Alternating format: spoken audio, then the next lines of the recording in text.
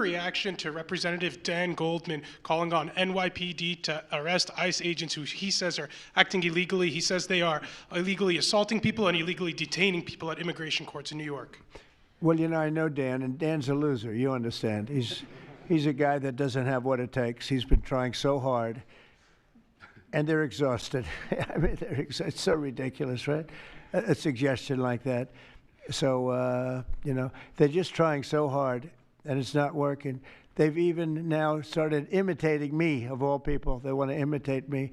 And they start using foul language, but they use too much of it. You know, you can't use the F word 7 times in one sentence. It doesn't work. It might work once every 7 news conferences, but you can't do it. You can't do it 7 times in one sentence. So I don't know. They're really they're in big trouble. That party. Go ahead. Mr. President. Some alleged smugglers have survived some of these recent strikes and been sent back to their home country. If they're terrorists, why not just arrest and detain them? Go ahead.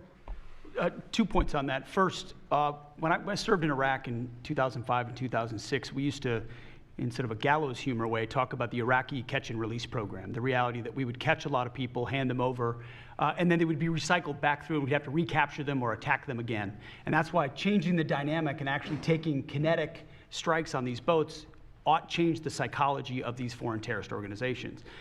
To those 2 that survived the shot on the semi-submersible, think again, compared to Iraq and Afghanistan, the vast majority of people that we captured on the battlefield, we handed over to the home country. Did we always like how it shaped out? Sometimes we did, sometimes we did not. But 99% would go to the Afghan authorities or the Iraqi authorities. So in this case, those 2, they were treated by American medics and handed immediately over to their countries where they came from, hopefully to face prosecution, which is a very standard way of handling something like this. And you'll do that with future survivors, anyone else who survived? We've got protocol of how we'll handle it. Mr. President. Not that guy. He's so hopeless. Go ahead. Go ahead. Yesterday, there was a vote at the Knesset on annexing the West Bank. Do you see it as a challenge to your peace efforts? Could you say that louder, please? Yes, yesterday there was a vote at the Knesset in Israel on annexing the West Bank. Do you see it as a challenge to your peace efforts? Will you answer that, please? Because I cannot understand the words you're saying. Where are you from? Where are you from? You're from France. Beautiful accent, but we can't understand what you're saying. Huh? She said a vote at the Knesset on the West Bank. The West Bank is, don't worry about the West Bank.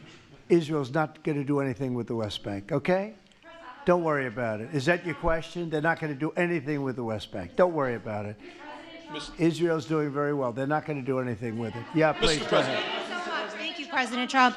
Are there any safeguards in place to protect Americans from fentanyl and cartels when you leave office in 2028? Any protocols that could be put in place in case a future administration comes in that wants open borders? And I also have a question for the Secretary of War as well after your answer. Well, the biggest thing we can do is make sure they don't come in, because open borders, they would destroy. It's amazing that our country is even surviving with what we went through, coming in by the millions and coming in from the wrong places. You know, I know all these people that run these countries, and they're smart. They're very street smart, and they're not sending their best, you know. They're not sending, they're taking them out of their prisons and their mental institutions, as I say over and over again. They're the drug dealers. They're the drug addicts. They're people that don't work. I mean, the best of them are people that don't work. They don't work. They're on welfare, their form of welfare, which is tiny. You know what their form of welfare? They give you a piece of paper. They give you nothing. But they want people that work. They don't let those people come out because they want those people. You know, they cherish those people. Those are the people that make their country run. They give us all of the people that don't work and are murderers. 11,843 murderers came in. 11,800, many of them committed, more than 50% committed more than one murder. Now, why do we want them? Why would Biden and that group of thugs that he had working for him, why would they accept these people? Why would he accept? Nobody understands it. You know, they say maybe they wanted the vote, but I did great with the Hispanic vote, but these are people from all over the world. Why would they do it? So one question, no matter what I do, I can't, you always like to know the opponent. You have an opponent. What are they getting at? And usually you can. Why would they allow 20 million, maybe 25 million people into this country, almost all of which, but most of which should not have been allowed into our country? It's one of the great enigmas. What they've done to this country should never be forgotten. In history, should never, ever be forgotten. And now it looks like we're going to have a communist mayor in New York. That'll be a lot of fun. But remember this, they have to go through the White House. Yeah, please, go ahead. Today you pardoned the founder of Binance. Can you explain why you chose to pardon him? And did it have anything to do with his involvement in your Which one? family's? Who is that? The founder of Binance. He has an involvement in your own The family's recent crypto one, yes. business. I believe we're talking about the same person, because I do pardon a lot of people. I don't know. He was recommended by a lot of people. A lot of people say that, are you talking about the crypto person? A lot of people say that he wasn't guilty of anything. He served 4 months in jail, and they say that he was not guilty of anything, that what he did, well, you don't know much about crypto. You know nothing about nothing, you fake news. But let me just tell you that he was somebody that, as I was told, I don't know him. I don't believe I've ever met him. But I've been told by a lot of support. He had a lot of support. And they said that what he did is not even a crime. It wasn't a crime, that he was persecuted by the Biden administration. And so I gave him a pardon at the request of a lot of very good people. Mr. President. Yeah, please. Yes, Daniel. President, thank you so much.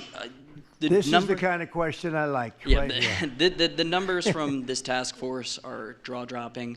I wanted to know, this is a question for you and both Stephen, since it was said this is your brainchild. What are the lessons to be learned from the success of the task force, and what are your continued goals with this task force now that you have about 3 years left? Well, the best thing we have going is we have such talent around this table. I could go over every one of these men and women, and we have unbelievable talent. They've got the naturals, you know, like somebody that hits a baseball or a golf ball or a, you know, that you see more, it's more evident. It's beautiful because it's sports. You can tell somebody right away, are they good or are they not? These people are the most talented people at what they do. And when we started talking about this, Stephen and all of us, it seemed so easy. What is surprising to me is how quickly we can straighten out a large city, a big city, a mean city, a city that's sick, that got very sick with guns all over the place, with bullets shooting all over, where you take your life in your hands if you go out and buy a loaf of bread. That's not America. That's not our country. And those people don't care how you do it. They just want it done. They really do. You know, when you go to the people in the street, they don't know. Is it National Guard? They just want it done. They want to be safe. And we've gained a great following of Americans, real Americans, people that want to be safe. But I think the biggest thing we say is we have tremendous talent. We were able to recognize, like a football team, like a baseball team, we were able to recognize the talent. And the talent is largely in this room for the whole country. It's largely in this room. There's really nothing like it. And that's why I think we had D.C. done, not perfectly, but pretty much done, at least normalized in 12 days. Would you say 12 days? On the 12th day, it felt different. And you know, we took a lot of bad people out, never to come back again. Then most of them never to come back again. But there's great talent, and there's also great courage. I've been watching what goes on. And then you have the radical left lunatics, and what's that all about? I mean, they're fighting us because we want to stop crime. Where do these people come from? They're paid money. I guess they're paid a lot of money.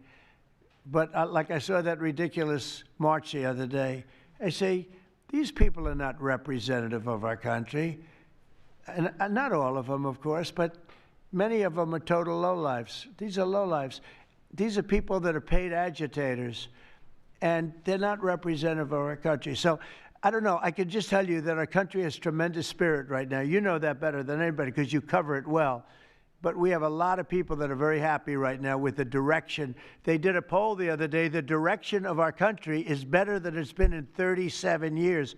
And I'm upset because I think it should be better than that. I actually said we should be better than that. So, you know, thank you very much for your question. Brian? Mr. President, yes. Thank you, Mr. President. You guys have done an amazing job in Thank Memphis. you. Some of those numbers are staggering, and we've gotten message on social media wanting to thank you for that. But I think, can you talk about the number of missing children Yeah. you guys have discovered in Memphis? That's amazing. Well, it's hundreds of thousands were lost through Biden and the Biden administration, and we are getting a lot of them back, but they're either dead, they're slaves, they're captured in some form.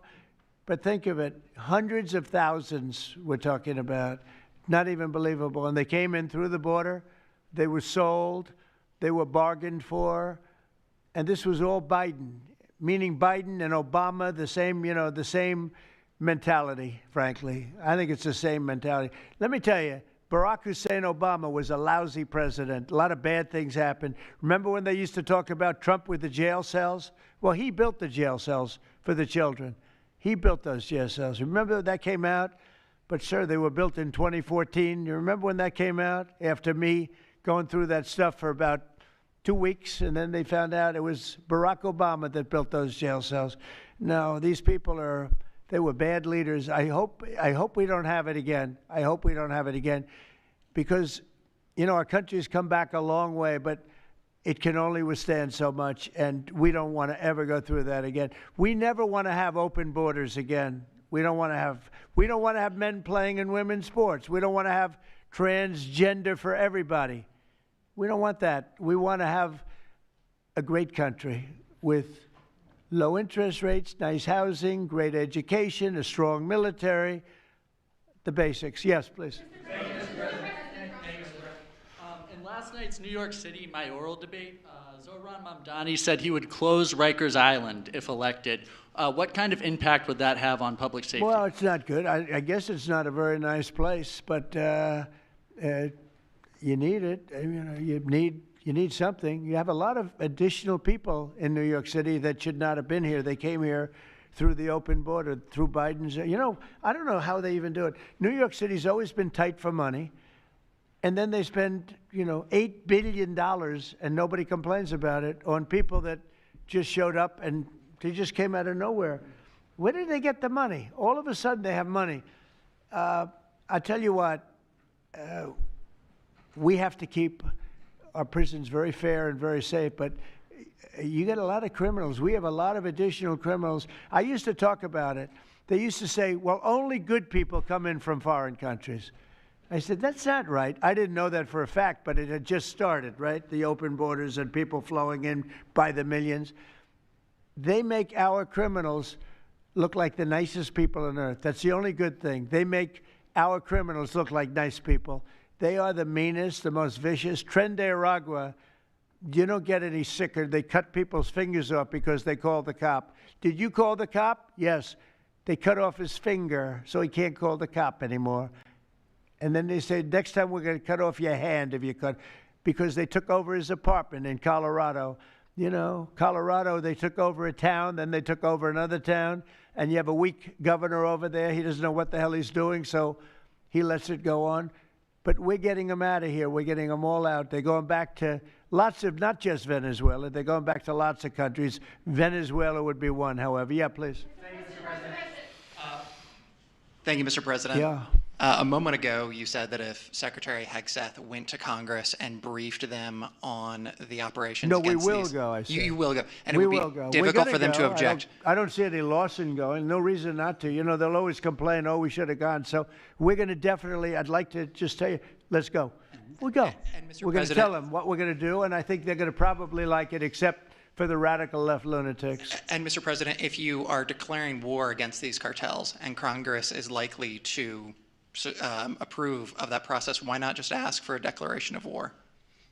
Well, I don't think we're going to necessarily ask for a declaration of war. I think we're just going to kill people that are bringing drugs into our country. Okay? We're going to kill them. They're going to be like dead. Okay? Mr. President. Yeah. Mr. President. Yes, red hair. Thank you. Beautiful red hair. Thank you. I'll tell my hairdresser that. She'll love it. This is a question for both you and the Secretary of War, Mr. Hegseth. Who are you with? I'm with the Center Square. we're a newswire service. With everything that's going on between the narco terrorists in the Caribbean, and then also with more Chinese, Iranian, Russian ships also taking part in Venezuela. Are you have any plans of expanding operations out of Roosevelt Roads, and in fact, placing some home porting some ships there? Yeah, go ahead, Pete. We're familiar with the location that you're referring to, and we'll make sure that we're properly displaced in order to deal with the contingency we're dealing with there, and also any ways in which other countries would attempt to be involved also. So we can walk and chew gum. We're definitely keeping our eyes on near-peer adversaries at the same time, but we think sending a message on these cartels, these narco-terrorists, is an important inside our hemisphere, which for far too long, other presidents, as the president pointed out, they've ignored our own backyard and allowed other countries to increase their influence here, which only threatens the American people. We're changing that. One big thing that has happened, though, because you mentioned expansion and expand our efforts. So when I was running for office, second term, everybody was talking about the fact that nobody wanted to join the military, nobody wanted to join the great police force. They didn't want to join New York's finest or any of our police forces. They didn't want to join anything having to do almost like with the country, with the uniform. We are setting records with the Army, Navy, Air Force, Marines, Space Force, Coast Guard. We're setting records. We've never had anything like it. And I'll tell you when it started, November 5th. We didn't even have to wait till January 20th. They saw spirit. And now we have people coming in that are, it's unbelievable. And if we wanted to increase our military force, if we wanted to increase any one of these, including police forces, they can now get men. People didn't want to be policemen and women. They didn't want to be firemen and women. They didn't want to go into the military. We were having tremendous recruiting problems, and now we're setting records. We literally, last year at this time, you were doing stories that the recruitment was a disaster. We couldn't get men and women to go into the military. Now we have such an overabundance. We've never had, I mean, it's, as I understand it, it's like record-setting recruitment. This is in less than a year. It's been amazing. So this is a good time to expand if we want to do it, and I think we should. I think we should, and we probably will. Yeah, please. Yeah. Blue. A couple questions for you. First for you and Secretary Hegseth. Is the administration supportive of sending National Guardsmen to cities for the express purpose of aiding deportation and immigration enforcement efforts? To expand deportation efforts? Sending National Guardsmen to U.S. cities for the express purpose of aiding deportation and immigration enforcement What efforts. we've done so far is stand alongside federal law enforcement in every way, facilities and personnel, but also we have a great deal of lift inside the military. We're able to move assets in a way that no other aspect of the U.S. government can. And so where we can rapidly assist with mass deportations, we have been happy to do that. And then one more question, if I may. Is the administration at all supportive of potential measures to crack down or regulate or even ban apps that track ICE agents' locations? What do you mean by that? Like specific apps that are used to track the location of ICE agents? I guess we'll do that. I'm not a big app guy. I'm not into that too much. I think Pam might be it. Let's go. Yes. Give me a good answer there.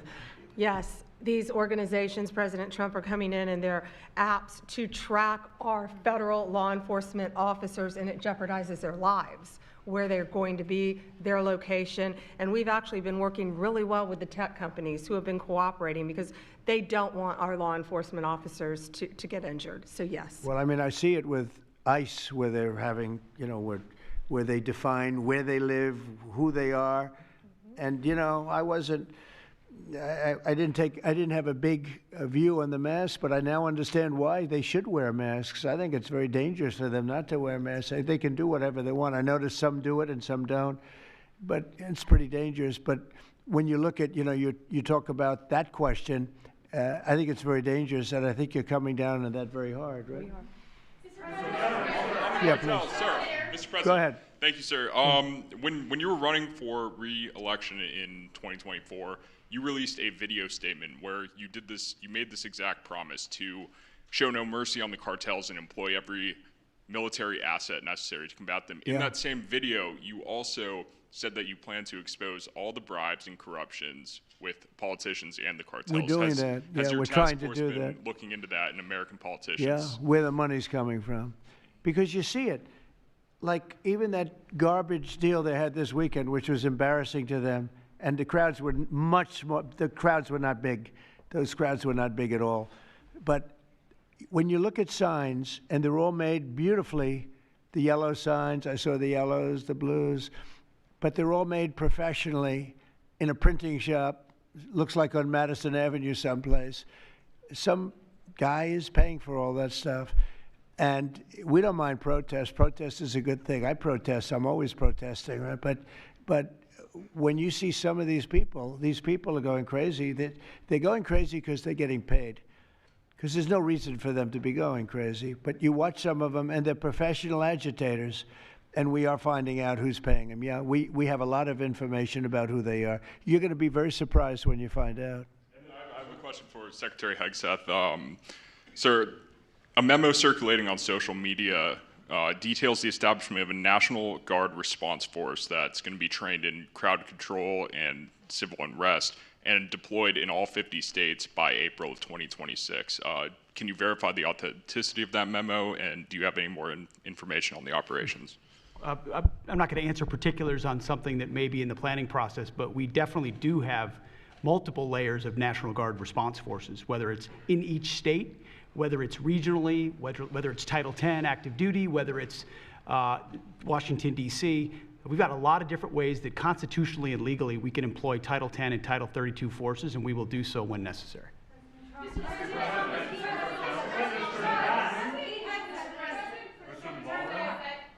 Thank you. President Putin basically said today that Russia is immune from U.S. sanctions. He said that it would not impact the Russian economy in any serious way. Is he Good. wrong? I'm glad he feels that way. That's good. I'll let you know about it in 6 months from now. Okay. Let's see how it all works out. Yeah.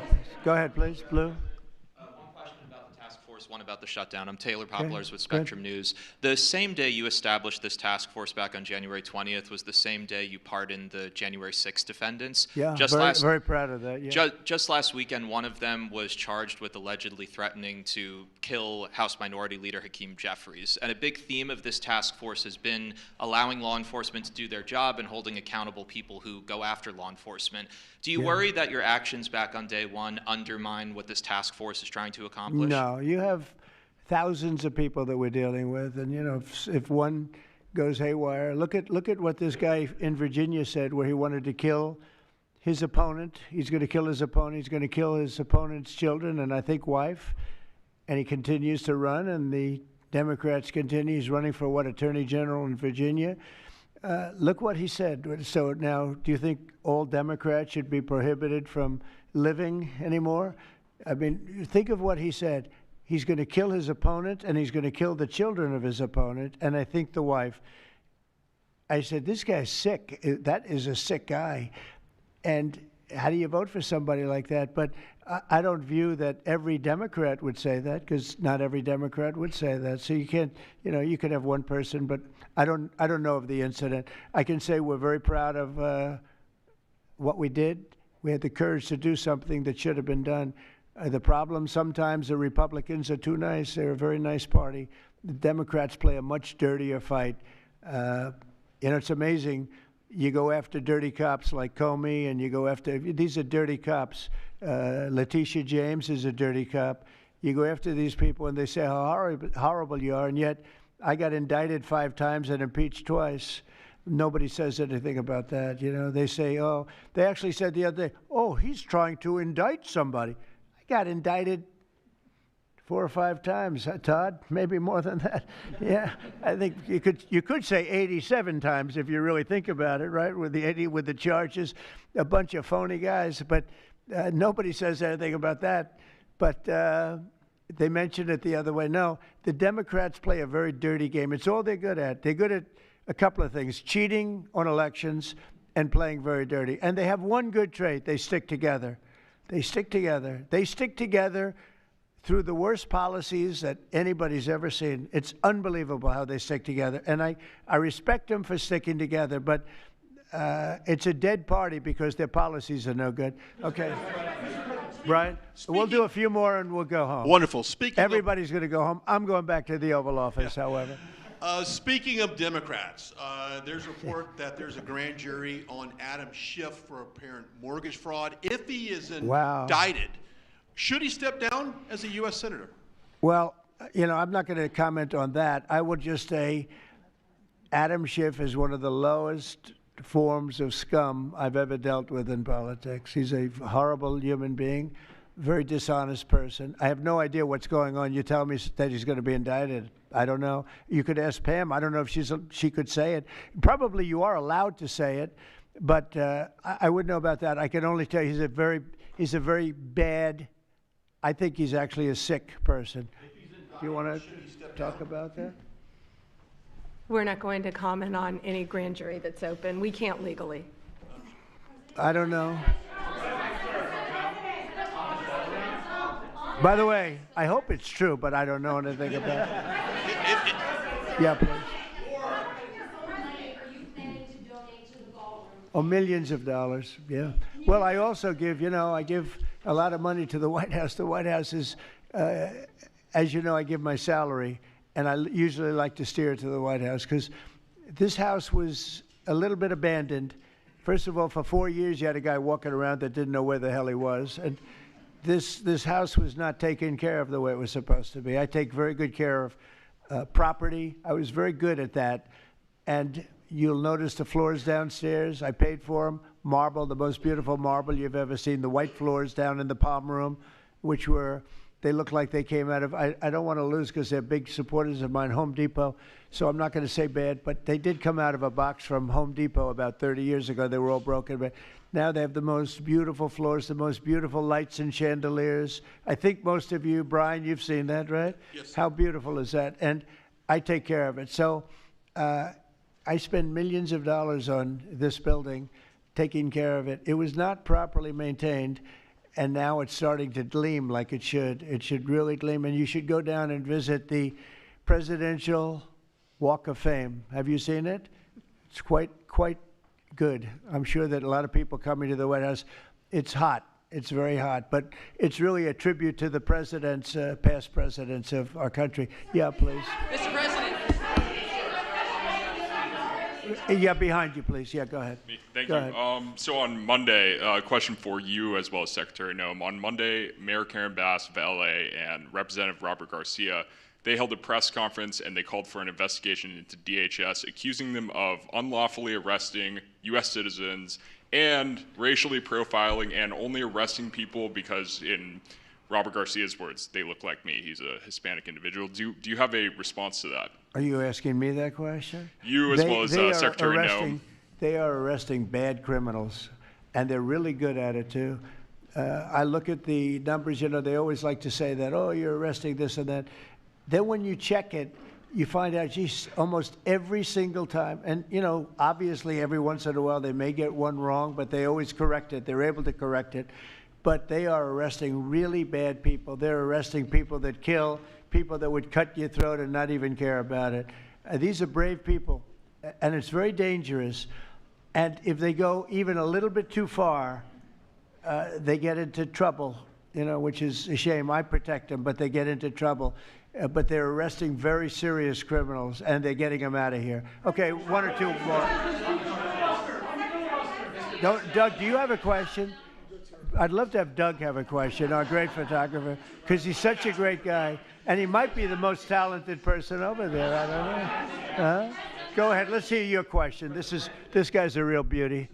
On the cartel strategy, hearing you talk about it as a war, hearing Secretary Hegseth talk about defeating and destroying and the comparisons to ISIS and Al-Qaeda, those efforts took American troops being engaged in foreign countries. Do you think that's ultimately where this is headed with the cartels, having American troops in countries like Venezuela? No, the cartels are very bad. They have a lot of bad people coming in. They were interviewed recently, and they were asking people what their problem was, and one guy said, yes, I'm up for murder. Didn't know what he was saying, obviously. I'm sure his lawyer was not thrilled with his statement, but no, they're rough people coming into those cartels. Those cartels are rough. You look at what happens, the trip up, The trip up is horrible, especially for women. They're being killed, they're being raped at levels that nobody thought even possible. In my opening speech, I mentioned that, but in a very light way. I mentioned the word rape. Then I found out that you take a look at what happens in those cartels. It's horrible what's going on.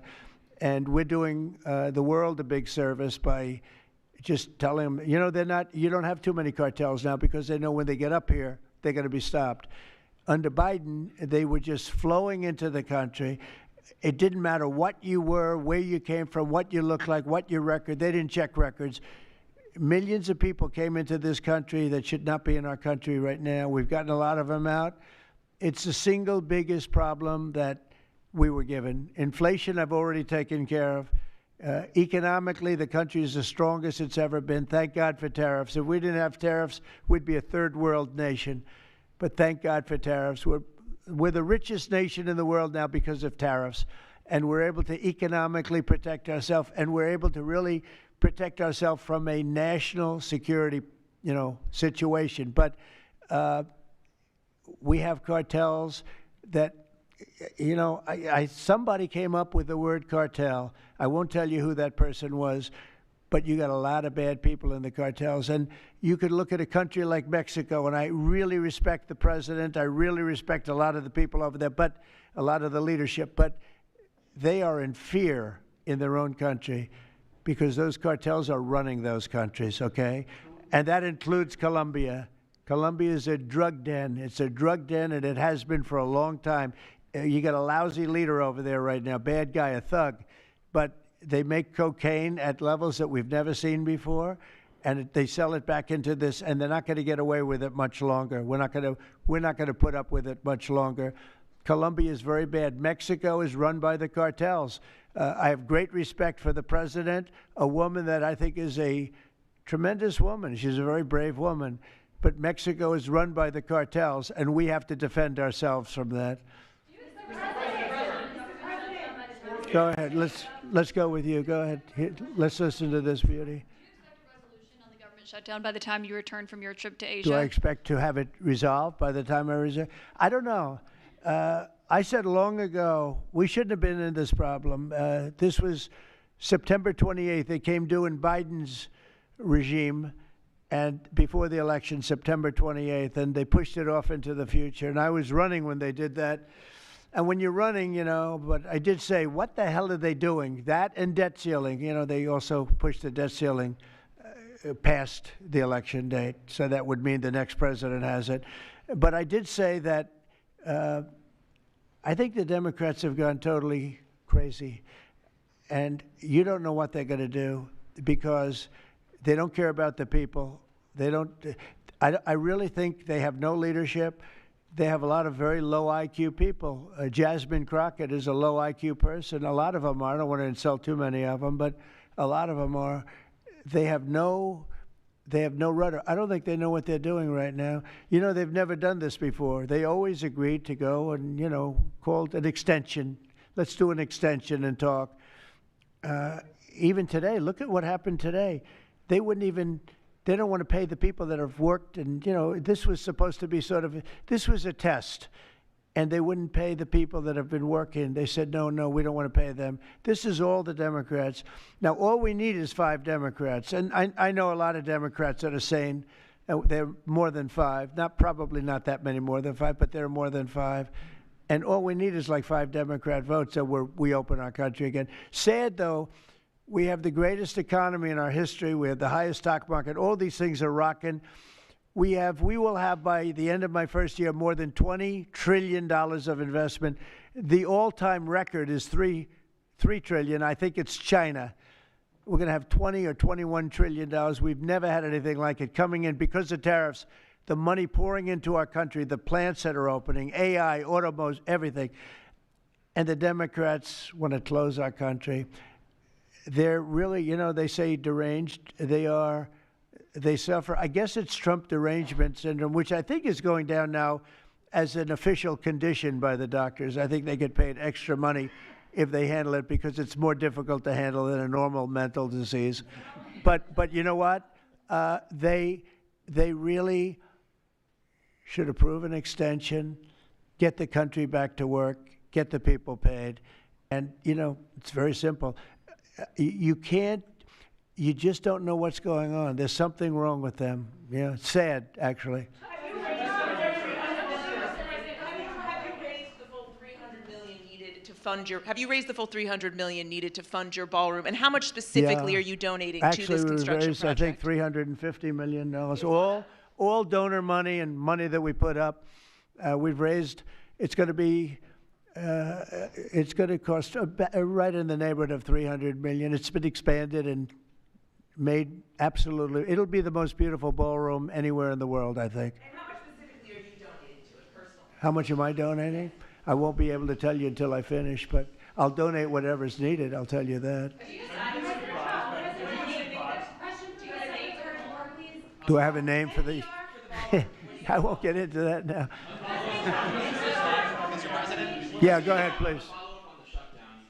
In the next couple of days, a lot of Americans are going to go without their first full paychecks. Federal workers. By the way, a friend of mine, talking about donors, a friend of mine, a man that's great. I'm not going to use his name unless he lets me do it.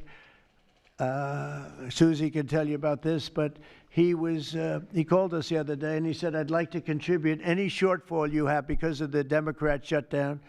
I'd like to personally contribute any shortfall you have with the military, because I love the military and I love the country, and any shortfall, if there's a shortfall, I'll contribute it." And today he sent us a check for $130 million. Can you share who that is? I would love to tell you. He doesn't really want the recognition, if you want to know the truth, but he gave us a check for $130 million. Which was sort of a shortfall, yeah. And that's going to go to the military, yeah. And what's your message? Is that the correct number? $130 million. That's what I call a patriot. Okay. Thank you very much, everybody. Thank you. Thank you.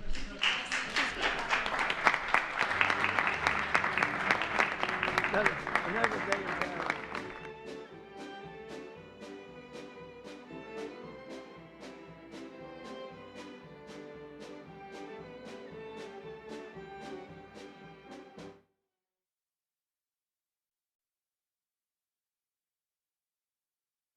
Ladies and gentlemen, the President of the United States.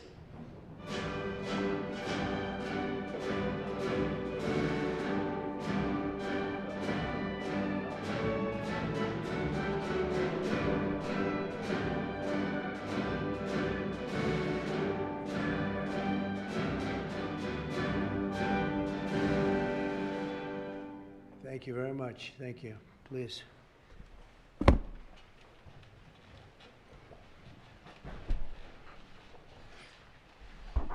It's a great honor to have all my friends here.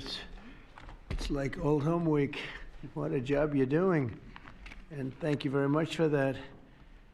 We want to begin by thanking the people that have done such a great job at the White House. They have been doing really incredible work during a shutdown. I don't even know if they're supposed to be working, but they wouldn't miss a day. So I just want to thank everybody for that very much. And we're here today to discuss a sweeping, unprecedented, and historically successful operation that my administration has carried out in recent weeks to arrest, prosecute, and permanently remove members of foreign drug cartels from American soil. And the people gathered around this table are the ones that are doing it, and in this room. Some of them sitting a little behind. Some of them, I'm surprised, are not actually at the table. You people should be very insulted by that. But you've done a great job back there. On my first day in office earlier this year, I signed an executive order to officially designate the drug cartels and savage transnational gangs as foreign terrorist organizations. It was my honor to do so. And on that same day, I also signed an order directing the creation of the Homeland Security Task Force to bring together all federal, state, and local partners to achieve the national policy goal of eliminating the cartel presence in America once and for all. And the results are, and it's early, and the results are spectacular. Led by ICE and the FBI, this task force includes the Department of Justice, the Department of War, DHS, the intelligence community, ATF, the DEA, the U.S. Marshals, and the state and local agencies in every part of our country. Other than that, we don't include too many people. That's a hell of a group, isn't it, huh? When you think of it. That's not a group you want against you. Certainly not at one time. In addition to the task force members, we're pleased to be joined by representatives of law enforcement at every level, the highest level, actually, but every level, including National President of the Fraternal Order of Police, Patrick Yos. Where's Patrick? Patrick, thank you, Patrick. Thank you for the endorsement, too. That really hit it off. I would have gotten 98% anyway, but it was still good to have your endorsement. Thank you, Patrick. I don't forget those things. President of the National Sheriff's Association, Chris West. Chris? Thank you, Chris, very much. Great, good job. Major Cities Chief Association Executive Director Laura Cooper. Laura, thank you, Laura, very much. Major County Sheriffs of America Executive Director Megan Noland. Megan, thank you. Thank you very much. And President of the National Border Patrol Council, my friend, and a very good speaker, by the way. Whenever he gets up and speaks, I say, that guy can really speak. I don't know. I don't want him to run for office. I want him to stay where he is. Paul Perez. Paul. Thank you, Paul. Where is Paul? Hi, Paul. What are you doing over there, Paul? Good job. Good speaker you are, though, Paul. I mean it, too. You've made some incredible speeches, and all from the heart, too, right? Some great ones. Today, you'll hear details from my national security and homeland security teams about the extraordinary historic achievements of this new Homeland Security Task Force since it became fully operational last month in all 50 states, the job they're doing. What we inherited from this past administration is like disgraceful. In a matter of weeks, the task force has made the largest number of arrests of cartel leaders, operatives, and gang members in American history, more than 3,000 and counting. That includes members of the ultra-violent New Generation Cartel, the Sinaloa Cartel, the LNFM Cartel, MS-13 Cartel, and you know MS-13, the gang, and Tren de Aragua, another beauty. That's a group of real garbage we have to deal with, that we shouldn't have to deal with.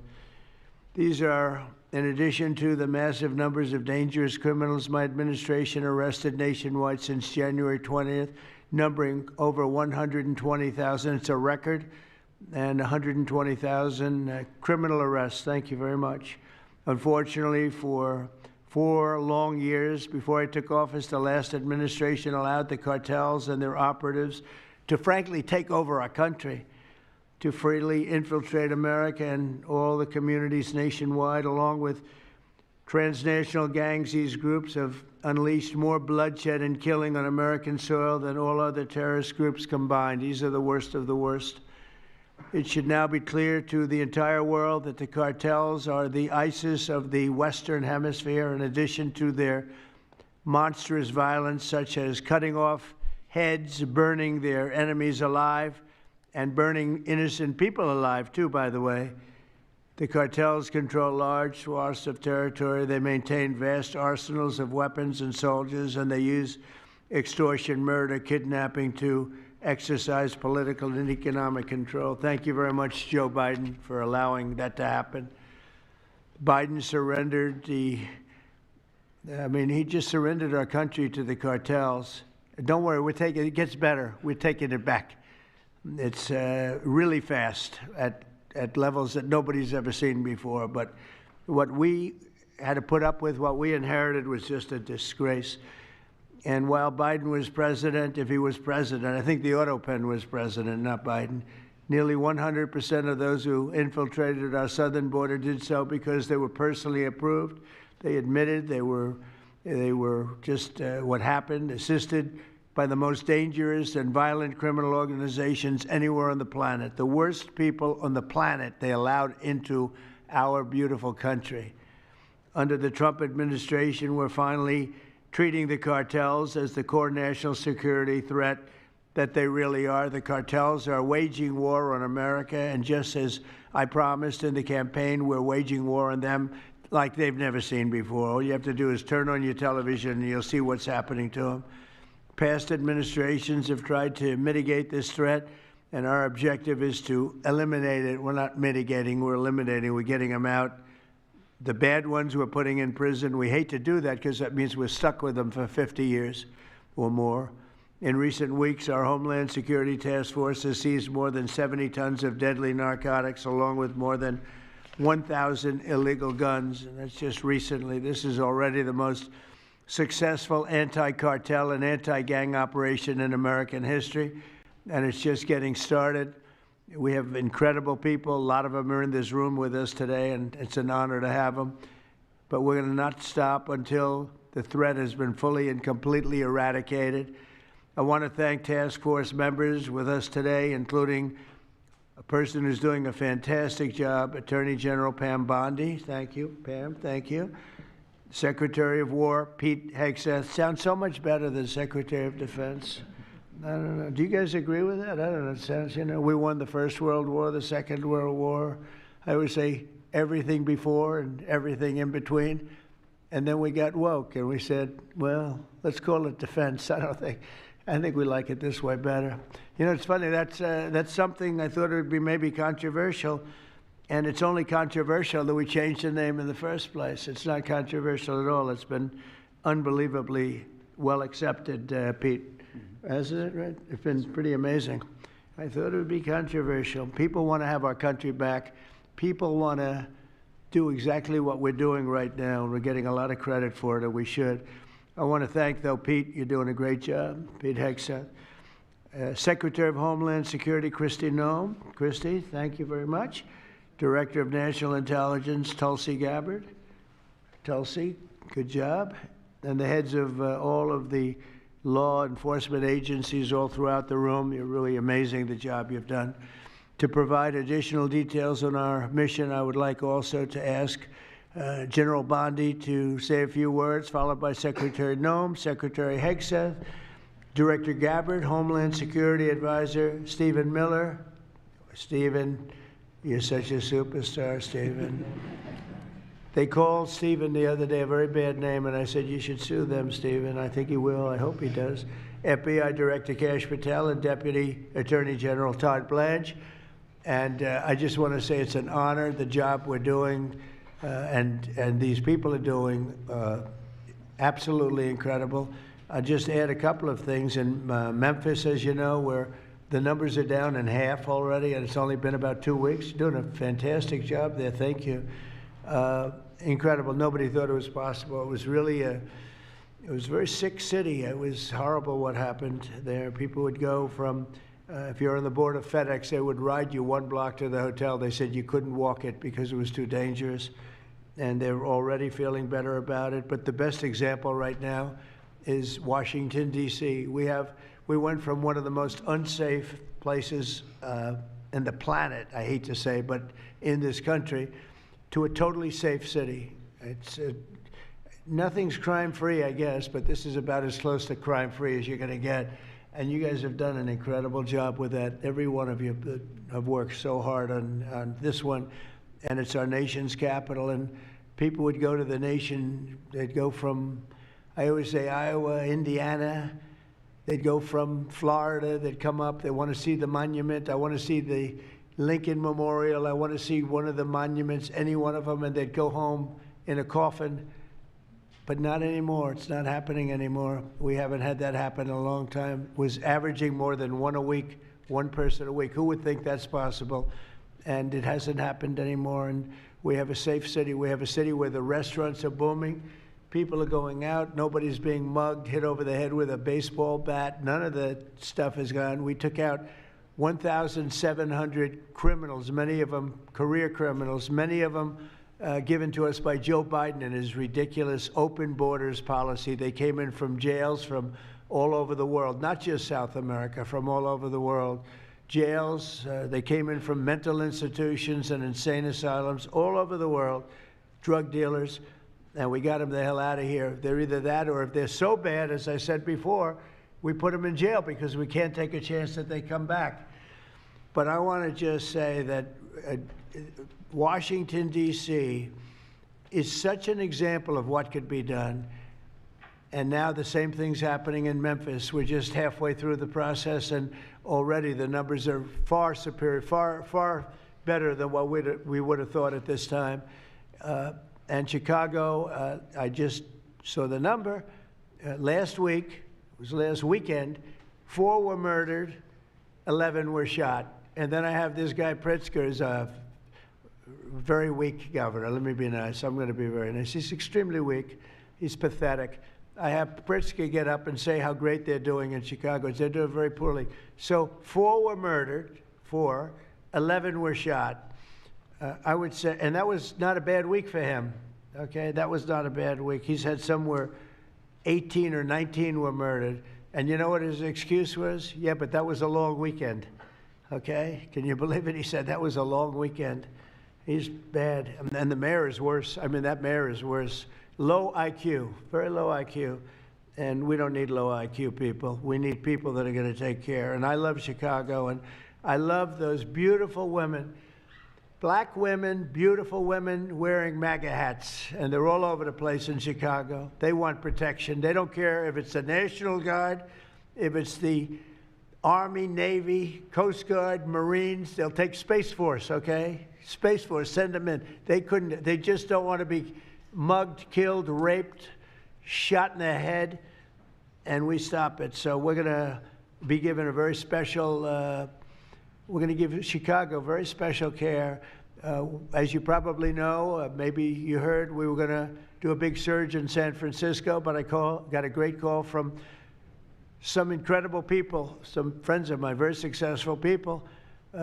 Mark, everybody knows him, and Jensen, everybody knows Jensen, NVIDIA, and others called me from San Francisco, and they said, we're working really, really hard with the mayor, and we're making progress. Would it be possible for you to hold off the surge? And I had 4 or 5 calls, and I think they're making progress of their own. That would be the greatest. I mean, if they could do that, that'd be great. And they have great competence in those people. I mean, incredible competence, some of the smartest business leaders. And they're working very well with the police department. They're doing a good job. So we are holding off that surge, everybody, and we're going to let them see if they can do it. I said, I think we can do it much faster. I know we can do it faster. I think we can do it better than anybody. We can take criminals out that they're not going to know about, and probably they don't have the legal authority maybe to do what we can. But I'm okay with it, and we're going to let San Francisco, has the potential to be, it was a great, great city, has the potential very quickly to be a great city again. And these are the companies that are there that are all working, and those are the people that asked me, could you do away with the surge, and let's see how it works. And we'll do that. If we need to, we'll do it. But it's possible that we won't need to, and we will be focusing on other places like Chicago. And we'll have Chicago taken care of very quickly. But just remember, 11 people shot, 4 people murdered, okay? And that was this weekend, and that was Chicago. And then you'll see Pritzker get up and talk about, well, we have it under control. They don't have it under control. Just the opposite, it's getting worse. So we'll take care of, as soon as we give the go-ahead, which is all I have to do is give the go-ahead. We won the big court case the other day on the National Guard. That was a good case. Same thing with Portland, speaking of that, because that's where we won it. But, I mean, I looked the other night, Saturday night, Portland is like burning to the ground, and these people are saying, it's just friendly stuff. The whole place is burning to the ground. So we'll take care of that one. That's like an insurrection more than it is anything else. That's crazy. Portland's crazy. And then you listen to these radical left people talking about it's really okay. You're seeing things. You're really seeing things. So we're going to take care of Chicago. We're going to take care of Portland. We're going to take care of Memphis. We're proud of D.C. There's nothing to take care of anymore, but we're not going to let it ever go bad. It's never going to happen again, our nation's capital.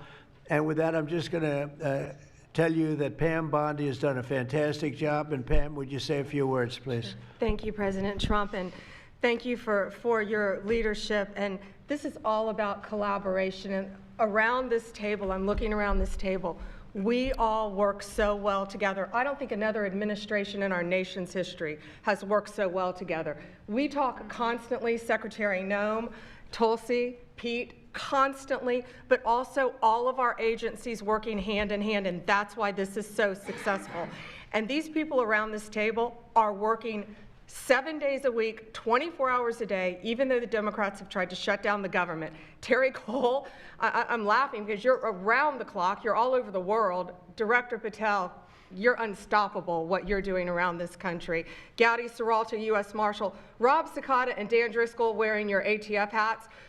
Rob, I was on the texting, Todd Blanche and I were on the texting you at 1 a.m. on cases. I mean, that's how committed all of these people are to just keeping all of our citizens safe. And that's what it's all about. And this project is the brainchild of Stephen Miller. And you are doing so much to keep our citizens safe, our kids safe, and get these drugs off our streets. Like the mayor of San Francisco and I are going to be meeting on fentanyl in a few weeks and working hand in hand on that. Secretary Noem spoke to him. But the results of this last month have been historic. As the president said, in the last month, think about this, 3,200, more than 3,200 violent gangs and drug dealers have been taken off the streets. Off the streets. Now, Director Patel and all of these agencies have also been working so hard on getting the leadership. But we are getting all the gang members off the streets and the drug dealers, Sinaloa, CJNG, MS-13, and more, TDA. 91 tons of drugs have been seized as a result of this task force. We tried to put this in perspective for you. This would be filling 4 18-wheelers. 4, all the drugs just in the last month that have been taken off the streets. 58,000 kilos of cocaine. Think about a big backyard swimming pool. That would fill 1.5 swimming pools. Just the powder cocaine that has been removed, saving lives this last month, thanks to all of these people around the table. 2,300 kilos of fentanyl powder and 2.1 million fentanyl pills off the streets. And as the president said, more than 1,000 illegal guns. The Biden administration was, for way too long, all of these great law enforcement officers surrounding the table were not able to do their jobs. What they've said is now they've been uncuffed. They can do their jobs now. We've been watching transnational gangs grow in our country, become organized, set up infrastructure in all of our states, but no longer under President Trump.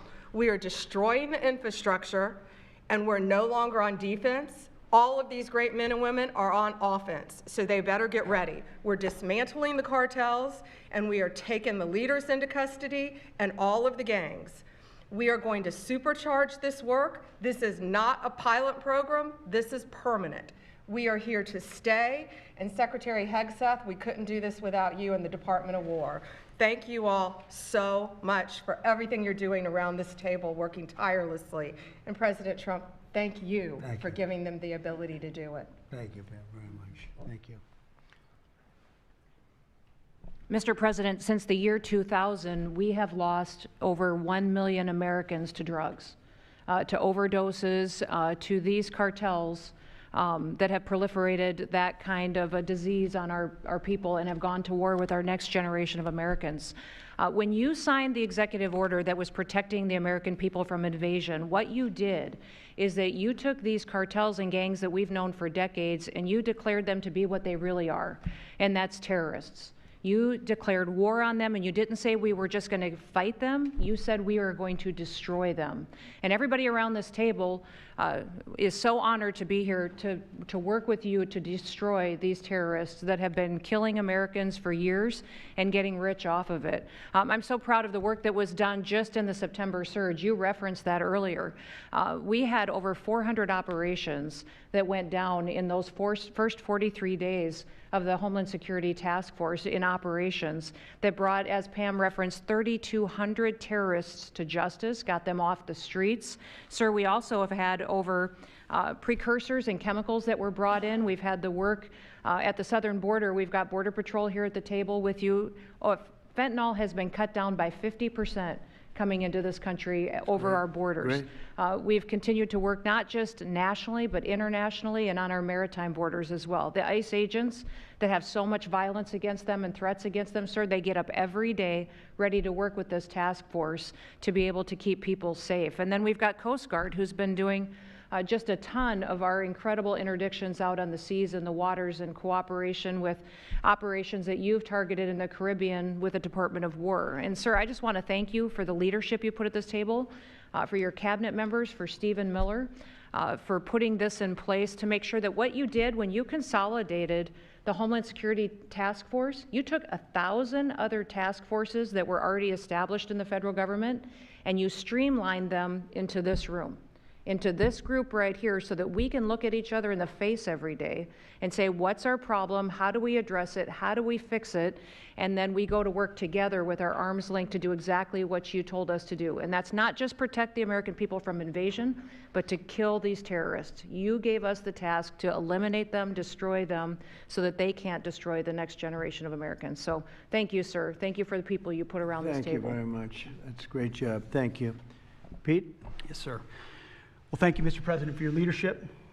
Chief, likewise, Tulsi and Todd and Dan and Pam and Christy and Stephen and Cash. I mean, I could go around the table. From the Department of War, we are thankful and grateful for the incredible effort that your agencies put in. And we could not be more proud to stand shoulder to shoulder with you, not superficially, not kind of over here, but front and center on the Homeland Security Task Force, right there with you. Because our department has spent over 2 decades defending other homelands, and we're very proud to be defending our own. And if you talk to the troops down, say, on the southwest border, Mr. President, morale is sky high and continues to be, because they're proud to be defending their own communities, their own state, and their own country. So when that executive order was signed, the mission was clear: protecting the American people against invasion. And so the Department of War went straight to the southwest border. We still have 10,000 troops there. We have national defense areas. We're standing alongside the Border Patrol, and we've locked that border down, 100% control of the southwest border. You stop the invasion. And then we're proud to be going on the offense, counter-cartel operations. And it's not counter-cartel, as was mentioned. These are designated terrorist organizations, foreign terrorist organizations. Our generation spent the better part of 2 decades hunting al-Qaeda, hunting ISIS. Well, as the president said, this is the ISIS, this is the al-Qaeda of the Western Hemisphere. They intimidate, they terrorize, they extort, they poison the American people. The president's right. Every boat we strike is 25,000 Americans whose lives are saved because of the drugs that were headed in our direction. So our message to these foreign terrorist organizations is, we will treat you like we have treated al-Qaeda. We will find you, we will map your networks, we will hunt you down, and we will kill you. And you've seen that evidence in the maritime domain, whether it's in the Caribbean or in the Pacific with the last 2 strikes. We know exactly who these people are. We know what networks they work with, what foreign terrorist organizations they're a part of. We know where they're going, where they originated from, what they're carrying. And they know we know. And that will soon start to change the calculus of these boats. So the critique of this is, of course, as often is the case, wrong. We know our authorities. It's locked tight, and we're going to treat them like foreign terrorist organizations on the offense. So the Department of War is not going to degrade or just simply arrest. We're going to defeat and destroy these terrorist organizations to defend the homeland on behalf of the American people, making the jobs of law enforcement safer in the process, making the communities of Americans safer in the process. We think it's a very core mission of the Department of War, and we're proud to be here, Mr. President. Thank you very much, Pete. Thank you. Tulsi, please. Yes, thank you, Mr. President. The key reason that you are hearing about these incredible effects is, number one, the team that you've assembled here and the leadership and the tone that you have set, first and foremost, about keeping the American people safe. The intelligence community plays a critical role in being able to support our law enforcement at the federal, state, and local level to make sure that they're armed with actionable intelligence to be able to actually go after those who threaten the safety and security of the American people. Mr. President, under your leadership, for the first time, there is a newly created National Intelligence Fusion Cell at the Office of the Director of National Intelligence, National Counterterrorism, that has a very simple purpose: to make sure that we have two-way intelligence sharing of actionable information between the intelligence community and law enforcement. I want to talk briefly about three successes that we've had just here in the last few weeks, Mr. President, through the success of this interagency fusion cell. Just this last week, our National Counterterrorism Center supported through actionable intelligence to both U.S. law enforcement as well as Mexican law enforcement the arrest of a Sinaloa cartel boss, El Plato, in Juarez, Mexico, as well as his top 3 money launderers. In a separate and recent successful interagency operation, NCTC worked closely with the U.S. Marshals Service that led to the arrest of another dangerous Sinaloa cartel member responsible for tracking huge amounts of cocaine and hundreds of thousands of dollars in this single incident with drug proceeds through his network. And I'll say the last example I'll share is probably the most insidious, was providing intelligence to the Mexican law enforcement, was centered around luring pregnant women, performing illegal C-sections, harvesting organs, and selling newborn babies. Mr. President, it's your leadership that has made all of this possible. I can tell you, in the midst of this government shutdown, our folks, like everyone around this table, are working 24/7 without pay and eager to get after this because they believe in your leadership and the mission that you have presented to them. Thank you, Mr. President. I'll hand this off to Homeland Security Advisor Stephen Miller, the leader of this task force. Let me just say, Mr. President, that this country was going to die without you. This country was going to actually die without you. That's what we were facing in 2024. We've been invaded for 4 years. Our communities were sinking. Our public safety had gone to zero. Cartels were running entire communities. Sex trafficking, child trafficking, labor trafficking was out of control. Overdoses were out of control.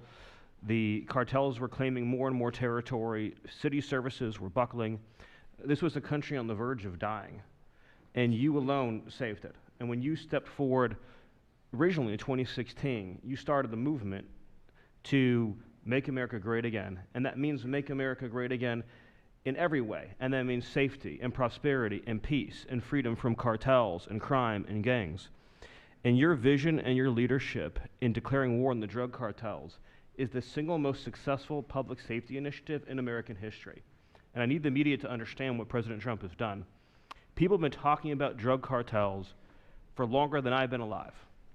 And everyone has just taken for granted that they can't be touched or stopped. They're too big, they're too powerful, they're too evil, they're too murderous. They can operate with impunity.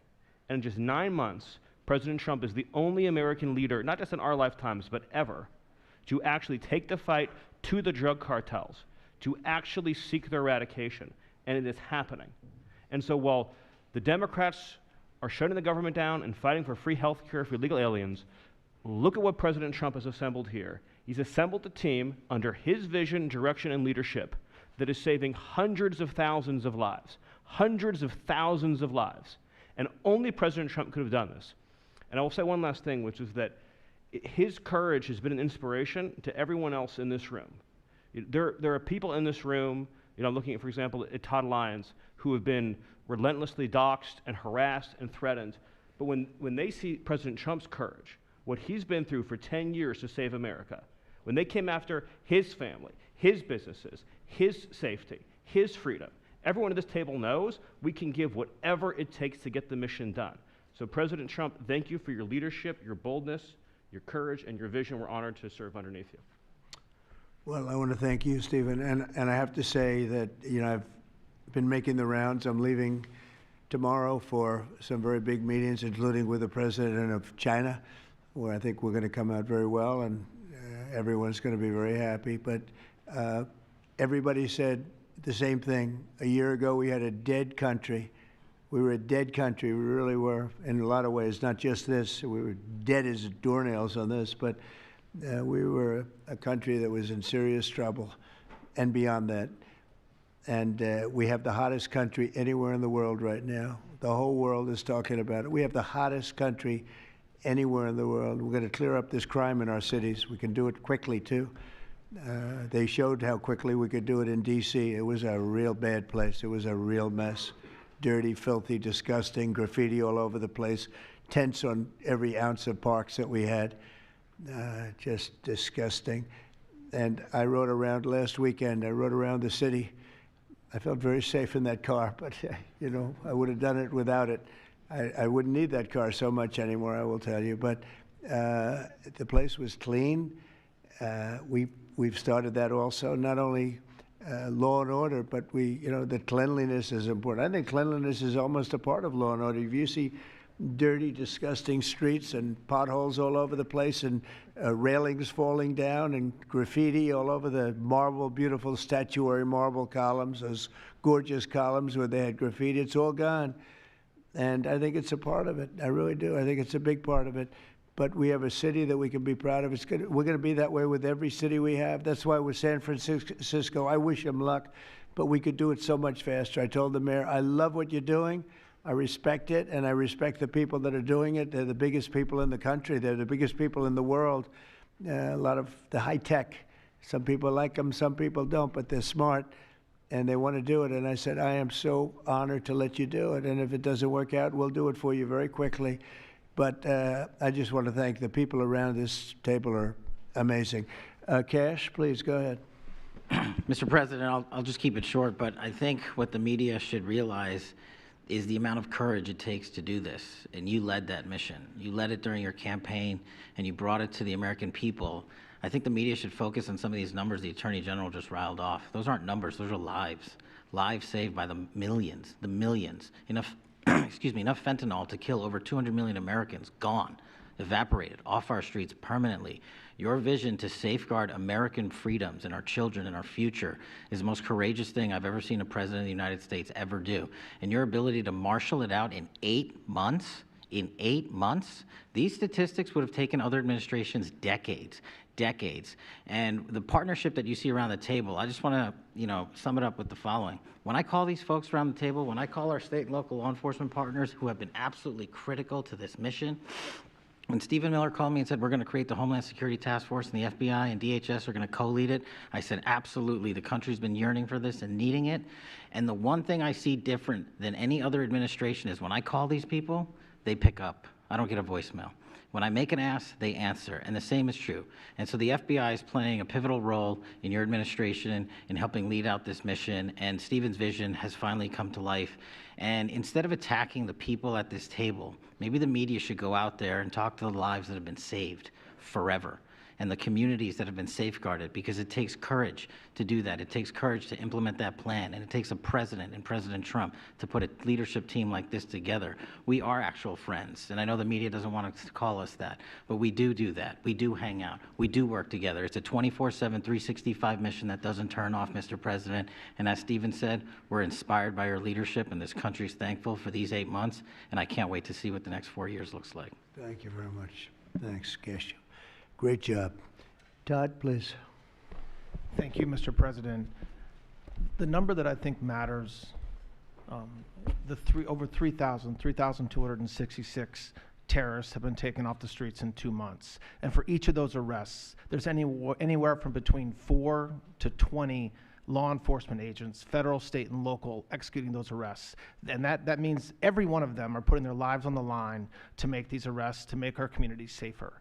And so what I will say to them is thank you, but also what I will say to them is that to the extent that there are politicians, as recently as today, suggesting they are doing something wrong. We have governors, district attorneys, mayors, and even congresswomen suggesting that our federal law enforcement and the state and local law enforcement that are helping them are doing something wrong.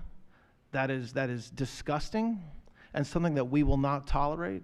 That every day Attorney General Bondi and I talk with all of our partners, making sure that they know that if any one of our federal agents, our state or local agents working under the HSTF banner are even touched by any of these terrorists or rioters, they will be prosecuted to the fullest extent of the law. When politicians aid these terrorists by trying to give them comfort or protection or suggesting that somehow our men and women are doing the wrong thing, same problem. We will not tolerate it, Mr. President. So thank you to all of our state and local men and women that are helping us, and our federal law enforcement officers that are literally putting their lives on the line every single day. We will always protect you. Thank you, Mr. President. Thank you very much, Todd. A really good job you're doing, too. Thank you. Any questions maybe pertaining? Mr. President. How about pertaining to this for a little while? And whoa. Would you have any questions of these incredible people? Mr. President. Mr. President. Yeah, go ahead, please. Go ahead. Thank you. Mr. President, thank you. Good to see you. If I could just ask both of you, including Secretary Hegseth, there's reporting the U.S. just sent B-1 bombers near Venezuela to ramp up some military pressure there. Is that accurate, and can you tell us more about that mission? No, it's not accurate. No, it's false. But we're not happy with Venezuela for a lot of reasons, drugs being one of them, but also they've been sending their prisoners into our country for years under the Biden administration. Not anymore. We have a closed border. We had actually nobody for the last 4 months, I guess 5 months. They say they report nothing. They report zero. I don't know if that can be possible, but we'll accept it, right, fellas? But we have closed borders. We have people coming into our country, but they only come in legally. We have the strongest borders we've ever had. We might have the strongest borders of almost any nation right now. And that's a big difference from what it was 2 years ago when everybody was pouring in. But we're very unhappy with Venezuela because of what they've done. They've emptied their prisons into our country. Nobody can do that. Only a stupid person would have accepted it. And that's what we had running our country, very stupid people. So we're not happy with Venezuela, I will tell you. Yeah. Mr. President. Mr. President. Thank you, President Trump. Go ahead. You okay? Yes. On fentanyl. We're going to lose Sorry him. about that. On fentanyl, we have President some good Trump. medical help right over there. That's all right.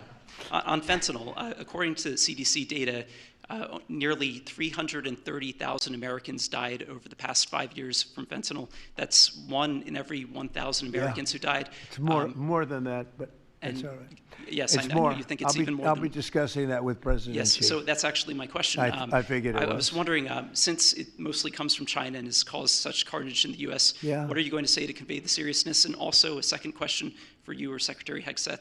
Is there any evidence that China is now smuggling fentanyl through Venezuela to bypass U.S. and Mexican port controls? They are doing that, yes. But they are paying right now a 20% tariff because of fentanyl. That's billions and billions of dollars that they're paying. We're actually, on November 1st, the tariff on China goes to 157%, which is record-setting territory. And we don't want that because it's not sustainable for them. They can't sustain that. We don't want them to have to go through that. So I'm meeting with President Xi, and I would say we have some big issues, like with the farmers and various other things. But the first question I'm going to be asking him about is fentanyl. And if you think about it, they make $100 million. Think of this. They make $100 million selling fentanyl into our country, $100 million. They lose $100 billion with the 20% tariff. So it's not a good business proposition. It's $100 billion approximately that they have to pay. It's a big penalty to make $100 million. So I think they want to do something. They want to put it on the list. It's on the list. It's one of the things we're talking about, and I'm putting it right at the front of the list. So they pay a very big penalty for doing that, and I don't think they want to be doing it. And we'll see what happens at the end of next week, because I'll be meeting next week, as you know, along with we're stopping in Malaysia, we're stopping in South Korea, we're stopping in Japan. I'm meeting with President Xi actually in South Korea. So it'll be the first thing on the list. Yeah, please. Yes, Mr. President. Mr. President, on the drug boats, sir, has there been any discussion about capturing one so that you can show the amount of narcotics? We know everything about them. Yeah, Jennifer. We know everything about them. We know where they're coming from, who they're coming with, generally who's in the boat. I'll let Pete discuss it a little bit, but they have incredible intelligence. And you know, usually when you see 5 engines, I've never even seen that before, but when you see 5 engines on a boat going about 65 miles an hour, loaded up with white powder in silver cases, generally speaking, that's not a good sign. They're not going fishing, right? And you don't see any fishing rods, right? So, Pete, I'll let you discuss that a little bit, please. Well, yes, sir. Likewise, generally you don't see fishing in submarines either, sir. So the U.S. military, as I mentioned, nobody better in the world at mapping networks, identifying who's connected to who, inside terrorist organizations. It's just the media is used to hearing that when it pertains to Afghanistan and Iraq and ISIS and Al-Qaeda. But if you reframe how you understand the world in our own hemisphere, that's exactly what these foreign terrorist organizations are. And so we will track them, we will map them, we will network them, and we will hunt them and kill them because they're trying to and they are killing and poisoning the American people. And inside that, we have all the license necessary, all the authorities necessary to take these kinetic strikes, and we'll continue to take them. And we've been, just to add, because I think it's important, we've been capturing them for years. It's not like, gee, let's capture one. We've been doing that for years. For 25 years, we've been doing it. Not at a level like we're doing it now. I mean, just with the hits we're hitting, but we have much more intensity than any administration's ever had. But we've been capturing these boats for years, and they get back into the system, and they do it again and again and again, and they don't fear that. They have no fear. The thing I can tell you right now, it's very hard to find any floating vessel right now on the Pacific or in the Gulf, and I would like to call it by its official name, the Gulf of America. Another little triumph of the Trump administration. I said for years, why do we call it the Gulf of Mexico? It's 93%. The shoreline is 93%. All right, so I never understood that. So I made that change. I never realized how easy that was going to be, other than, I guess, AP fought us in court, and the judge said, but that's the name. And actually, they were sort of semi-prohibited from even covering us after that. It was pretty amazing. But we have the Gulf of America, and there are very few boats, very, very few boats, not even fishing boats, to be honest. I don't want to do that to the fishing industry, but it's been so effective. And our sea drugs, as they call them, they use the term sea drugs, the drugs coming in by sea, are like 5% of what they were a year ago, less than 5%. So now they're coming in by land, and even the land is concerned because I told them that's going to be next. The land is going to be next. And we may go to the Senate, we may go to the, Congress and tell them about it, but I can't imagine they'd have any problem with it. I think, in fact, while we're here, I think it's a good idea, Pete. You go to Congress, you tell them about it. What are they going to do? Say, gee, we don't want to stop drugs pouring in. They're killing 300,000 people a year. I think that's the real number, 300,000 people a year. So between that and my discussion with President Xi, I think we have never made progress like we've made. The sea drugs are almost dead, and they can't come in that fast from the land. And the land drugs are much more dangerous for them. It's going to be much more dangerous. You'll be seeing that soon. So that's the way it is. Yeah. Go ahead, please. Yeah, go ahead, please. With the glasses, go ahead.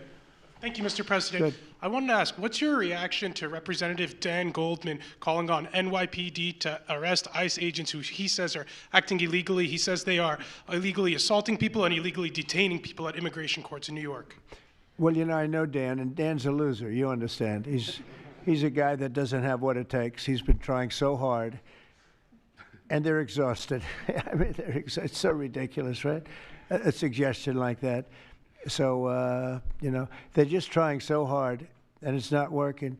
They've even now started imitating me, of all people. They want to imitate me, and they start using foul language, but they use too much of it. You can't use the F word 7 times in one sentence. It doesn't work. It might work once every 7 news conferences, but you can't do it. You can't do it 7 times in one sentence. So I don't know. They're really they're in big trouble, that party. Go ahead. Mr. President. Some alleged smugglers have survived some of these recent strikes and been sent back to their home country. If they're terrorists, why not just arrest and detain them? Go ahead. 2 points on that. First, when I served in Iraq in 2005 and 2006, we used to, in sort of a gallows humor way, talk about the Iraqi catch and release program, the reality that we would catch a lot of people, hand them over, and then they would be recycled back through, and we'd have to recapture them or attack them again. And that's why changing the dynamic and actually taking kinetic strikes on these boats ought change the psychology of these foreign terrorist organizations.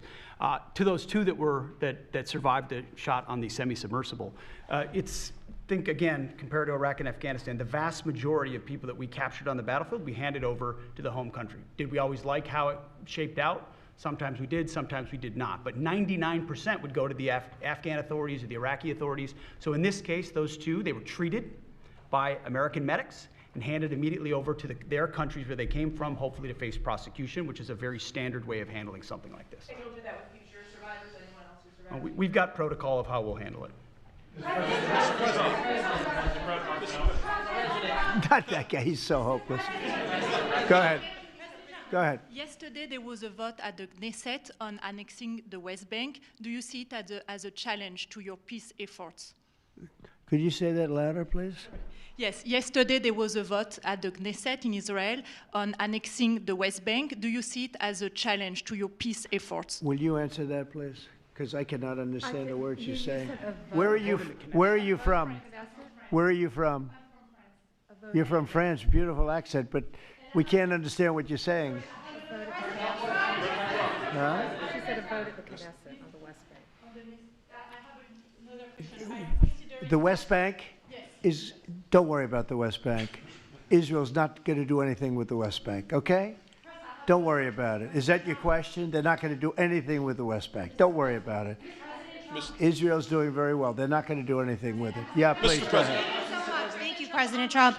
Are there any safeguards in place to protect Americans from fentanyl and cartels when you leave office in 2028? Any protocols that could be put in place in case a future administration comes in that wants open borders? And I also have a question for the Secretary of War as well after your answer. Well, the if that's biggest okay. thing we can do is make sure they don't come in, because open borders,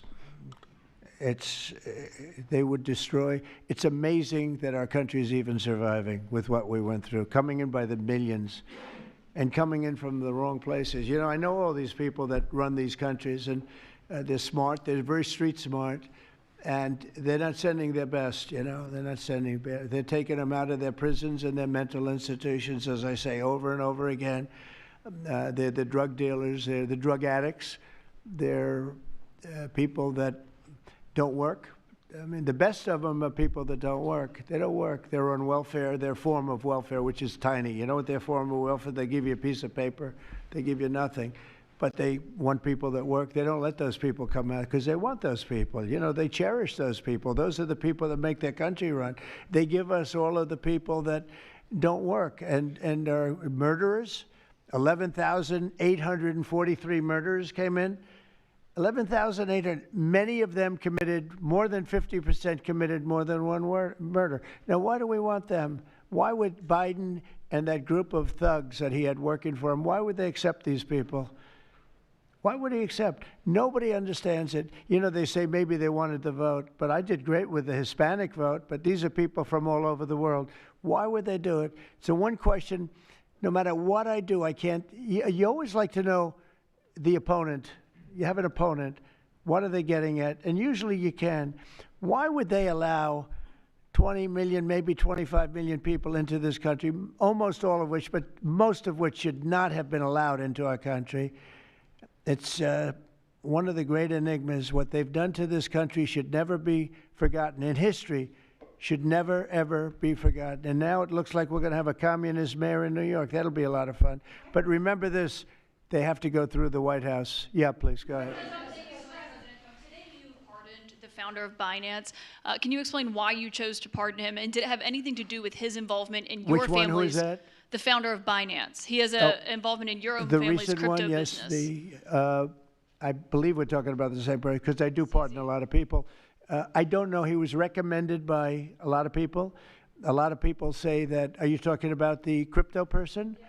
A lot of people say that he wasn't guilty of anything. He served 4 months in jail, and they say that he was not guilty of anything, that what he did, well, you don't know much about crypto. You know nothing about nothing, you fake news. But let me just tell you that he was somebody that, as I was told, I don't know him. I don't believe I've ever met him. But I've been told by a lot of support. He had a lot of support. And they said that what he did is not even a crime. It wasn't a crime, that he was persecuted by the Biden administration. And so I gave him a pardon at the request of a lot of very good people. Mr. President. Yeah, please. Yes, Daniel. President, thank you so much. This is the kind of question I like. Yeah, right here. the numbers from this task force are jaw-dropping. I wanted to know, this is a question for you and both Stephen, since it was said this is your brainchild. What are the lessons to be learned from the success of the task force, and what are your continued goals with this task force now that you have about 3 years left? Well, the best thing we have going is we have such talent around this table. I could go over every one of these men and women, and we have unbelievable talent. They've got the naturals, you know, like somebody that hits a baseball or a golf ball or a, you know, that you see more, it's more evident. It's beautiful because it's sports. You can tell somebody right away, are they good or are they not? These people are the most talented people at what they do. And when we started talking about this, Stephen and all of us, it seems so easy. What is surprising to me is how quickly we can straighten out a large city, a big city, a mean city, a city that's sick, that got very sick with guns all over the place, with bullets shooting all over, where you take your life in your hands if you go out and buy a loaf of bread. That's not America. That's not our country. And those people don't care how you do it. They just want it done. They really do. You know, when you go to the people in the street, they don't know, is it National Guard? They just want it done. They want to be safe. And we've gained a great following of Americans, real Americans, people that want to be safe. But I think the biggest thing we say is we have tremendous talent. We were able to recognize, like a football team, like a baseball team, we were able to recognize the talent. And the talent is largely in this room for the whole country. It's largely in this room. There's really nothing like it. And that's why I think we had D.C. done, not perfectly, but pretty much done, at least normalized in 12 days. When you say would you say 12 days? On the 12th day, it felt different. And you know, we took a lot of bad people out, never to come back again. Then most of them never to come back again. But there's great talent, and there's also great courage. I've been watching what goes on. And then you have the radical left lunatics, and what's that all about? I mean, they're fighting us because we want to stop crime. Where do these people come from? They're paid money. I guess they're paid a lot of money. But like I saw that ridiculous march the other day, I say, these people are not representative of our country. And not all of them, of course, but many of them are total lowlifes. These are lowlifes. These are people that are paid agitators, and they're not representative of our country. So I don't know. I can just tell you that our country has tremendous spirit right now. You know that better than anybody because you cover it well. But we have a lot of people that are very happy right now with the direction. They did a poll the other day. The direction of our country is better than it's been in 37 years. And I'm upset because I think it should be better than that. I actually said we should be better than that. So, you know, thank you very much for your question. Brian? Mr. President, yes. Thank you, Mr. President. You guys have done an amazing job in Memphis. Some of those numbers are staggering, and we've gotten message on social media wanting to thank you for that. But I think, can you talk about the number of missing children you guys have discovered in Memphis? That's amazing. Well, it's hundreds of thousands were lost through Biden and the Biden administration, and we are getting a lot of them back, but they're either dead, they're slaves, they're captured in some form. But think of it, hundreds of thousands we're talking about, not even believable. And they came in through the border, they were sold, they were bargained for, and this was all Biden, meaning Biden and Obama, the same mentality, frankly. I think it's the same mentality. Let me tell you, Barack Hussein Obama was a lousy president. A lot of bad things happened. Remember when they used to talk about Trump with the jail cells? Well, he built the jail cells for the children. He built those jail cells. Remember that came out? But, sir, they were built in 2014. You remember when that came out? After me going through that stuff for about 2 weeks, and then they found out it was Barack Obama that built those jail cells. No, these people they were bad leaders. I hope we don't have it again. I hope we don't have it again because, you know, our country's come back a long way, but it can only withstand so much, and we don't want to ever go through that again. We never want to have open borders again. We don't want to have men playing in women's sports. We don't want to have transgender for everybody. We don't want that. We want to have a great country with low interest rates, nice housing, great education, a strong military, the basics. Yes, please. Thank you, Mr. President. In last night's New York City mayoral debate, Zohran Mamdani said he would close Rikers Island if elected. What kind of impact would that have on public safety? Well, it's not good. I guess it's not a very nice place, but you need it. You need something. You have a lot of additional people in New York City that should not have been here. They came here through the open border, through Biden's. I don't know how they even do it. New York City's always been tight for money, and then they spend, $8 billion, and nobody complains about it, on people that just showed up and they just came out of nowhere. Where did they get the money? All of a sudden they have money.